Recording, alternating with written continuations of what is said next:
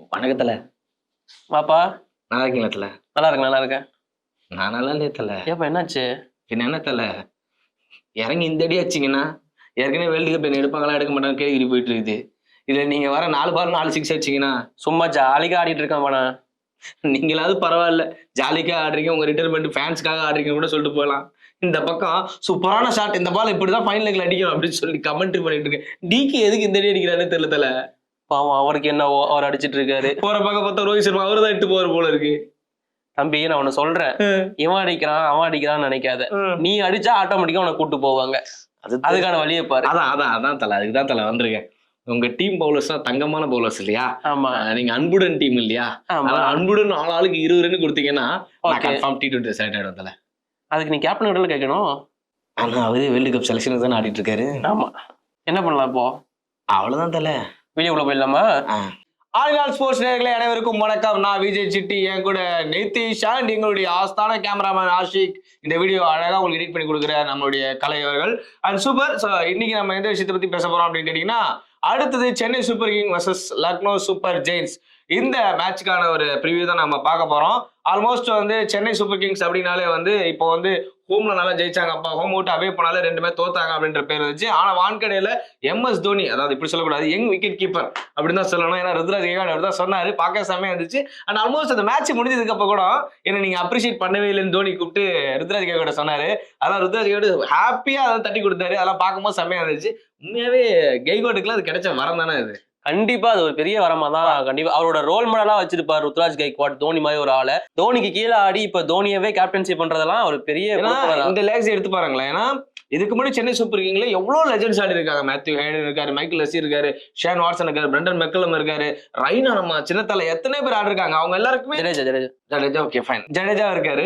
So இவங்க எல்லாருக்குமே கண்டிப்பா தோணி இருக்கும், நம்ம ஒரு தடவை வந்து சென்னை சூப்பர் கிங்ஸ் மாதிரி ஒரு டீமை வந்து லீட் பண்ணுவோம் அப்படின்னு சொல்லிட்டு. இவங்க எல்லாருக்குமே ஒரு சில வாய்ப்பு கிடைச்சு. பிராவோ ஒரு வாட்டி கேப்டன்சி பண்ணியிருக்காரு, ரைனா பண்ணியிருக்காரு, ஜடேஜா பண்ணியிருக்காரு, அண்ட் இவங்கெல்லாம் வந்து கேப்டன்சி பண்ணியிருக்காங்க. பட் இருந்தாலும் ப்ராப்பரா ஒரு சீசன் எடுத்துட்டு போகல. அது ஜடேஜாக்கு ஒரு பக்கம் கிடைச்சது, அதுவே பாதையில் நிறுத்தப்பட்டுச்சு. உங்க எல்லாருக்குமே தெரியும். சோ இந்த ஃபீல் எப்படி இருக்கும் ருத்ராஜ் கேவாட், அதை சொல்லுங்க. கண்டிப்பா ஒரு பெரிய பொறுப்பை கையில எடுத்திருக்காரு. அது ஒரு பக்கம் நர்வஸ் இருந்தாலும் ரொம்ப கூலா ஹேண்டில் பண்ணிட்டு இருக்காரு. என்ன பொறுத்த வரைக்கும் சிஎஸ்கே வந்து எவ்வளவு ப்ரெஷர் இருக்கும், அதாவது நீங்க நார்மலா ஆடினாலே ஆடாதனாலே அந்த ப்ரெஷர் அப்படிங்கிறது ரொம்ப ஹையா இருக்கும் ஒரு கேப்டன் மேல. அதுவும் சிஎஸ்கே மாதிரியான ஒரு டீமோட கேப்டன் மேல ரொம்ப ரொம்ப அதிகமா இருக்கும். அதெல்லாம் ரொம்ப கூலா ஹேண்டில் பண்ணிட்டு இருக்காரு. அந்த கிரவுண்ட்ல பார்க்கும் போதுமே ஜாலியா சுத்திட்டு இருக்காரு. ஜாலியா அவர் சுத்தி நிற்கிறாரு. இந்த பக்கம் தோனி ஃபுட்பால் ஆடுகிறாரு. எப்படி ஆரம்பிச்சோமோ அப்படி முடிச்சு நிற்கிறாரு அவரு. பார்க்க சூப்பரா இருந்துச்சு. ஓகே, ஸோ நாளைக்கு லக்னோ சூப்பர் ஜெயின்ஸ். ஸோ சரியான டீம். அதுவுமே என்னதான் வந்து சில தோல்விகள் இருந்தாலுமே அங்க, அதாவது ஹோம் கிரவுண்ட்ல தான் நடக்க போகுது, லக்னோல தான் நடக்க போகுது. அதனால அங்க நிறைய ஸ்டாட்ஸ் இருக்கு. ஆல்மோஸ்ட் அவங்க பேட்டிங் பண்ணிட்டாங்கன்னா 160க்கு மேல அடிச்சிட்டாங்கனாலே மேட்ச் அவங்க பக்கம் போயிடுச்சு அப்படின்னு நம்ம சொல்லுவோம். அதெல்லாம் எப்படி பாக்குறீங்க நீங்க?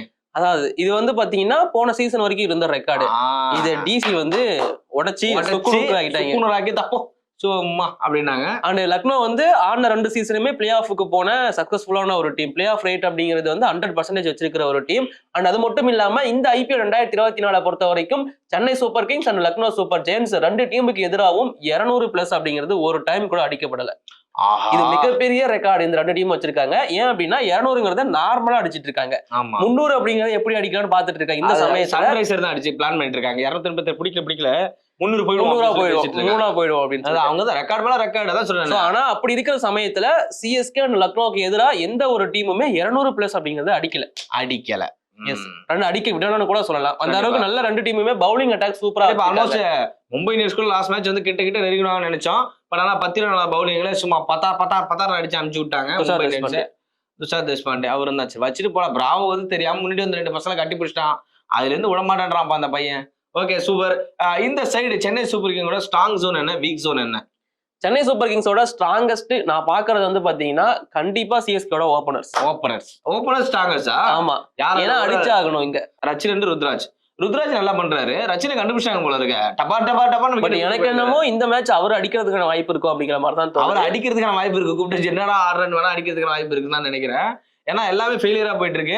அண்ட் இந்த பக்கம் இன்னொரு இம்பார்ட்டன்ட் நியூஸ் சொல்ல வேண்டியது இருக்கு. எல்லாருமே வந்து ரச்சின் ரவீந்திரா ஓபன் பண்ணும்போது டெவான் கான்வே ஓபன் பண்ற மாதிரி வருமா அப்படின்னு கேட்டாங்க. 2 இன்னிங்ஸ் வேற லெவல் அமைஞ்சது. டெவான் கான்வே மறக்க வச்சிட்டாரு வச்சுக்கலாம். அதுக்கப்புறம் டெவான் கான்வே எங்க ஒரு 10 வருஷம் கழிச்சு வர டெவான் கான்வே எங்க அப்படின்னு கேட்கற மாதிரி இன்னிங்ஸ் ஆடிட்டு இருக்காரு. அண்ட் ஸ்டில் இப்போ வந்து அவர் ரூல் அவுட் ஆயிட்டாரு. அபிஷியல் அனௌன்ஸ்மெண்ட் வந்துச்சு, நம்ம பார்த்தோம்.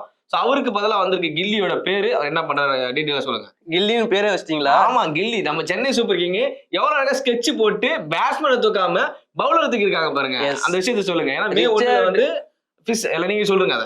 ரிச்சர்ட் ஜேம்ஸ் கிளீசன் அப்படிங்கிற 36 வயதான இங்கிலாந்து பவுலர். அந்த ஏஜ் அது யாராச்சும் போய் சைன் பண்ணி கொண்டு வருவாங்க. அதான் எம்எஸோட முதல் விஷயமா இருக்கும். ஏஜ் நம்ம 36 செலக்டட் வா உள்ள வா அப்படின்னு. இத்தனைக்கும் பெரிய இன்டர்நேஷனல் எக்ஸ்பீரியன்ஸ் எல்லாம் கிடையாது. பட் எக்கச்சக்கமான T20 லீக்ஸ் வந்து ஆடி இருக்காரு, T10 லீக்ஸ் ஆடி இருக்காரு. அந்த எக்ஸ்பீரியன்ஸ் வச்சிருக்காரு. 36 வயசு எக்ஸ்பீரியன்ஸ் இருக்கு. நீங்க முன்னாடியே சொன்ன மாதிரி வந்து ஃபிஷ் வந்து மே 1க்கு அப்புறமா கிடையாது கண்டிப்பா. சோ அவர் வந்து பங்களாதேஷ் கூட்டு போயிடுவாங்க. எங்களுக்கு உழைப்பாளர் தினத்து அன்னைக்கு அதுக்கப்புறம் இருக்க மாட்டாரு. காரணம் என்னன்னு பாத்தீங்கன்னா அவர் அங்க பங்களாதேஷ்ல செலிப்ரேட். அது பங்களாதேஷ்க்கு இதே பொழப்புதான். நல்லா ஆடுற பிளேயர் கூட்டு போயிடுவாங்க அவங்க பாட்டு. அதேதான். ஆனா அங்க போய் ஆட மாட்டாங்க. அதுக்கப்புறம் அவர் T20 வேர்ல்டு கப் எடுத்துட்டு போக மாட்டாங்க. அதான் பிரச்சனை.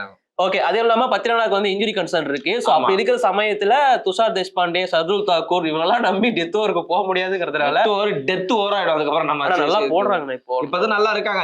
அது என்ன மேஜிக் நடக்குன்னு தெரியல. பிராவோ எது சொல்லி கொடுத்துட்டு இருக்காருன்னு தெரியல. கண்டிப்பா பிராவோட இன்க்ளூஷன் கண்டிப்பா உங்களோட இருக்கு.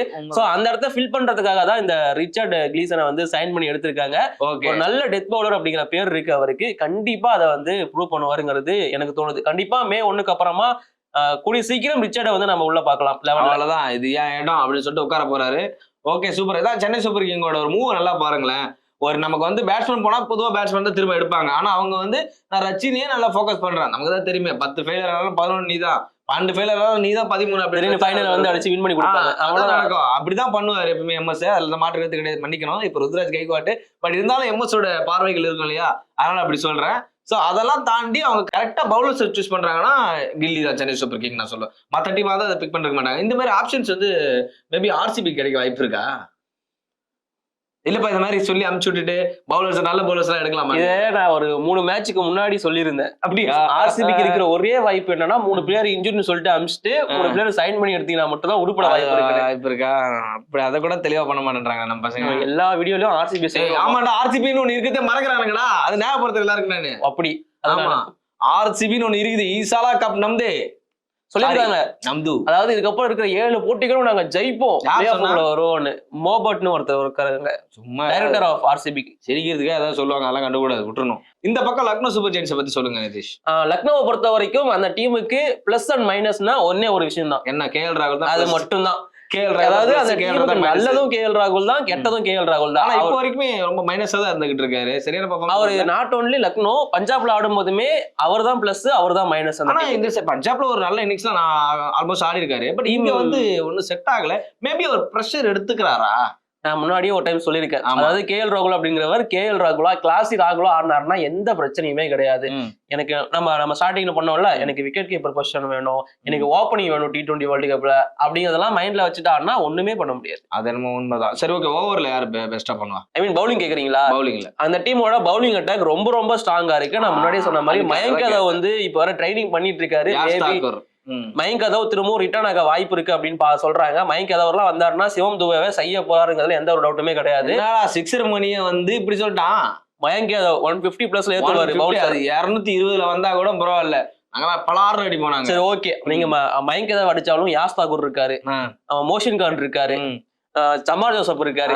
யார் அடிப்பீங்க? எத்தனை பேர் அடிப்பீங்க? எத்தனை பேர் வந்தாலும் அடி போனாங்க. ஏன்னா அந்த மாதிரி ஒரு பேட்டிங் லைனப் தான் நாங்க வச்சிருக்கோம். டேரில் மிச்சல் மட்டும் கொஞ்சம் கோஆபரேட் பண்ணாருன்னா சென்னை சூப்பர் கிங் வேற லெவல்ல இருக்கும்.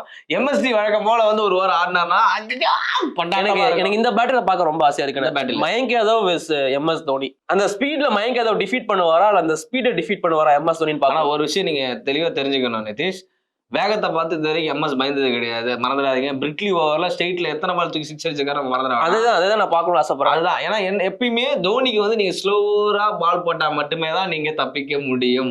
அப்படின்னா நீங்க சொல்றது நல்லா இருக்கு. யங் பவுலர், இந்த பக்கம் வந்து ஒரு லெஜெண்ட்.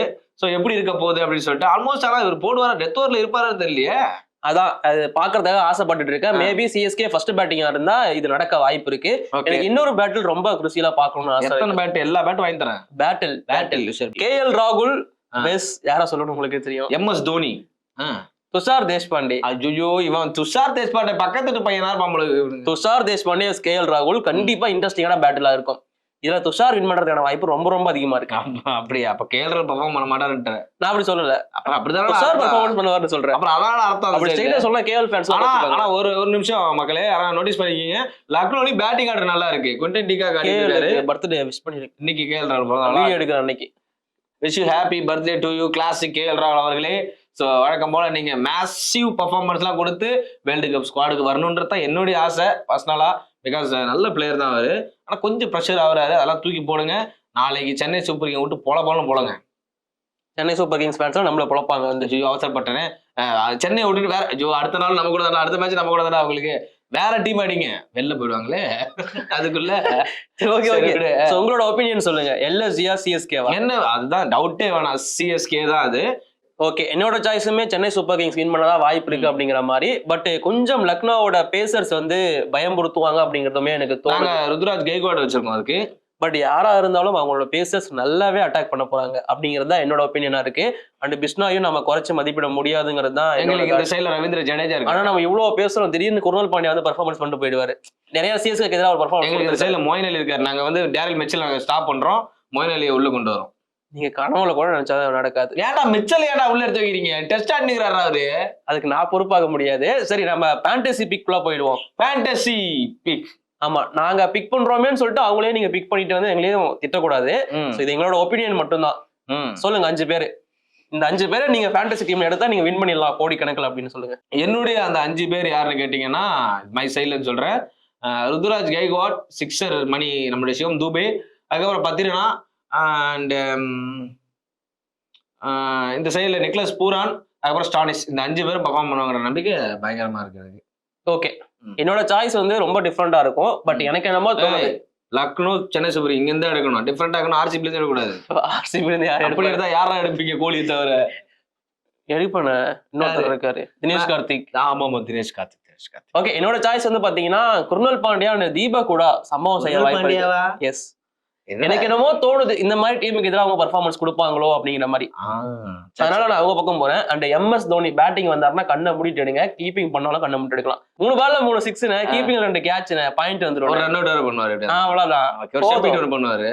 சரி போதும், வேற என்னடா பண்ண மாட்டாரு, எல்லாம் பண்ணுவாரு. என்னோட ஃபேவரட் பிளேயர் துஷார் தேஷ்பாண்டியாவும் எடுக்கிறேன். அண்ட் ரச்சினுமே நீங்க பெர்ஃபார்மன்ஸ் பண்ண வாய்ப்பு இருக்கு. ரச்சின் பெர்ஃபார்ம் பண்ண வாய்ப்பு இருக்கா? ரச்சின் பெர்ஃபார்ம் பண்ணுவார், ஆப்போசிட்டுக்கா பெர்ஃபார்ம் பண்ணுவார் பாருங்க. சோ இதெல்லாம் என்னோட ஃபேண்டசி பிக்ஸ். Okay super. இதே மாதிரி உங்களுடைய ஃபேண்டசி பிக்லாம் எடுத்து என்ஜாய் பண்ணுங்க. ஓகே மக்களே, இன்னைக்கு நடக்க போற Chennai Super King versus Lucknow Super Giants மேட்சை பார்க்க மறந்துடாதீங்க. அண்ட் உங்களுக்கு ஏதாவது கருத்துக்கள் இருந்துச்சுன்னா கமெண்ட் பாக்ஸ்ல போடுங்க. இதே மாதிரி நாளைக்கு மேட்ச் முடிஞ்சதுக்கு அப்புறம் அடுத்த வீடியோல பார்க்கலாம். பாய்.